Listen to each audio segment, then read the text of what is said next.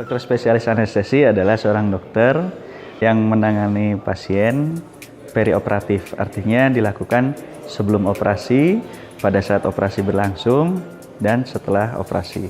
Secara umum, anestesi adalah pembiusan. Gitu. Jadi untuk tindakan-tindakan kedokteran yang diperlukan pembiusan, apakah itu untuk tindakan diagnostik ataupun tindakan kuratif, itu bisa dilakukan oleh seorang dokter anestesi untuk memfasilitasi tindakan tersebut.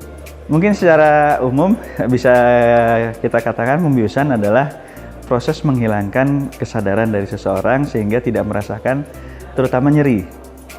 Sehingga tindakan itu bisa dilakukan oleh seorang dokter bedah ataupun operator yang lain dengan tenang tanpa khawatir pasiennya akan merasakan nyeri.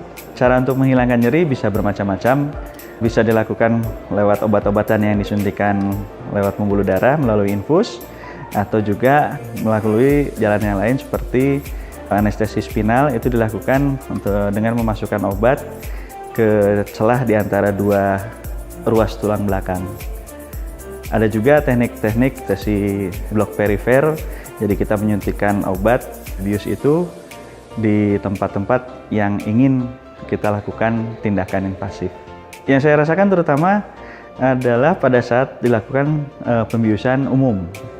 Pada saat pembiusan umum, apalagi dengan menggunakan pelemas otot, saya hanya mempunyai waktu sedikit untuk menguasai jalan nafas. Karena pada saat obat pelemas otot itu dimasukkan ke dalam tubuh pasien, otomatis semua otot-otot tubuh pasien termasuk otot-otot pernafasan akan menjadi lumpuh sehingga pasien tidak bisa bernafas. Patokannya mungkin seberapa kuat sih kita bisa menahan nafas. Itu jangka waktu yang harus saya pertimbangkan untuk melakukan tindakan. Untuk menjadi seorang dokter anestesi, yang paling pertama pasti harus jadi dokter umum dulu. Sudah itu, setelah lulus dokter umum, sekarang kita bisa langsung mendaftar ke Departemen Anestesiologi dan Terapi Intensif di rumah sakit pendidikan. Di sana kita akan menjalani pendidikan selama biasanya berlangsung antara 7 sampai 8 semester sehingga kita dapat mendapatkan gelar spesialis anestesiologi. Mungkin kemampuan yang paling penting untuk seorang dokter anestesi adalah kemampuan untuk tetap tenang di setiap kegawat daruratan.